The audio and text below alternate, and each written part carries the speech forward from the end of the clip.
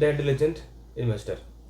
So இந்த புக்கை வந்து வாரன் பஃபெட்டே வந்து இன்வெஸ்டிங்னு எழுதின புக்கில் வந்து இது ரொம்ப சிறப்பான ஒரு புக்கு சொல்லி அவரே சொல்லியிருக்காரு. ஸோ இந்த புக்கில் வந்து இன்வெஸ்டர் அண்ட் ஸ்பெகுலேட்டர் ஸோ ரெண்டுக்குமே வந்து ஒரு ஒரு அழகான டிஃப்ரென்ஸ் வந்து சொல்லியிருப்பாங்க. ஸோ இந்த புக்கில் என்ன சொல்லியிருக்காங்க அப்படின்னா, முன்னாடி உள்ள நியூஸ் ஆர்டிகல் எல்லாமே வந்து இன்வெஸ்ட் பண்ணுறவங்க எல்லாத்தையுமே வந்து இன்வெஸ்டர் அப்படி தான் வந்து நியூஸ் பேப்பரில் போட்டிருப்பாங்க அப்படி சொல்கிறாங்க. பட் என்ன சொல்கிறாங்கன்னா, இன்வெஸ்ட் பண்ணுறவங்க எல்லாருமே வந்து இன்வெஸ்டர் அப்படி ஆயிட முடியாது அப்படி சொல்கிறாங்க. ஸோ இங்கே ஸ்பெகுலேட்டர் அதாவது ஸ்பெகுலேஷன் எதை சொல்கிறாங்க அப்படின்னா, உதாரணத்துக்கு இப்போ என்ன எடுத்துக்கோங்க, நான் வந்து ஒரு கம்பெனியில் ஒரு ரூ. 100 இந்த கம்பெனியில் இன்வெஸ்ட் பண்ணுறேன். ஜஸ்ட் வந்து இன்னைக்கு நியூஸை பார்த்துட்டு ஓகே நல்லா இருக்கும் போல் அது ஒரு இன்வெஸ்ட் பண்ணுறேன், ரூ. 100 இன்வெஸ்ட் பண்ணுறேன். ஸோ இப்படி வந்து எந்த ஒரு ப்ராப்பராக அனலைஸ் பண்ணாமல் அதோட பேக்ரவுண்ட் வெரிஃபை பண்ணாமல் ஜஸ்ட்டு வந்து ஒரு பணத்தை மட்டும் போடுறோம் அப்படின்னா அது வந்து ஸ்பெகுலேஷன் அப்படின்னு சொல்கிறாங்க. மேலும் வந்து என்ன ஒரு ரூ. 10,00,000 இருக்குது, நான் பணம் போடுறேன். இப்போ பணம் இருக்குதுன்னு போடுறாங்களே, அதாவது ஓகே எனக்கு பணம் இருக்குது, எனக்கு இது வந்து லாஸ் ஆனாலும் பிரச்சனை இல்லை, நான் போடுறேன் அப்படின்னு சொல்லிட்டு போடுவாங்களே. ஸோ இவங்க ஸ்பெகுலேட் பண்ணுறாங்க.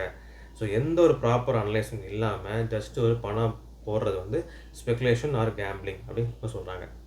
ஸோ ப்ராப்பராக அனலைஸ் பண்ணி அந்த கம்பெனியோட உண்மையான மதிப்பை தெரிஞ்சால் மட்டும்தான் இன்வெஸ்ட் பண்ணணும். அவங்கள தான் வந்து இன்டெலிஜென்ட் இன்வெஸ்டர் அப்படின்னு இந்த புக்கில் சொல்கிறாங்க.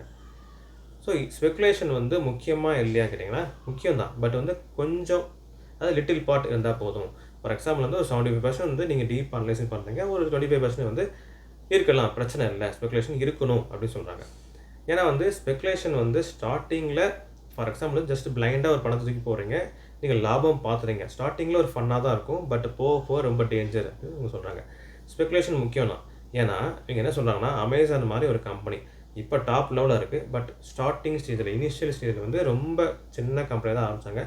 அவங்களையும் நம்பி சில பேர் பணத்தை போட்டிருப்பாங்களே, அவங்களாம் வந்து ஸ்பெகுலேட் பண்ணி தான் போட்டிருப்பாங்க. நாளைக்கு இந்த கம்பெனி ஒரு இடத்துக்கு வரும் அப்படின்னு சொல்லி ஸ்பெகுலேட் பண்ணி தான் போட்டிருப்பாங்க. ஸோ ஸ்பெகுலேஷன் முக்கியம். அதுக்கு முன்னாடி ஒரு டீப் அனலைசிஸ் வந்து ரொம்பவே முக்கியம்.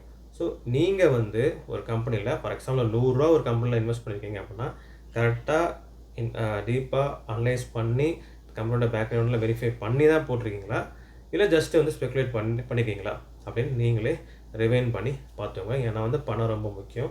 ஸோ ஷேர் மார்க்கெட்டில் நீங்கள் இன்வெஸ்ட் பண்ணுறீங்க அப்படின்னா ப்ராப்பராக அனலைஸ் பண்ணி நீங்கள் போடுங்க. அதுக்கு எவ்வளோ டைம் வேணால் எடுத்துக்கலாம், ப்ராப்ளம் இல்லை. பட் ப்ராப்பராக அனலைஸ் பண்ணி இன்வெஸ்ட் பண்ணுங்கள்.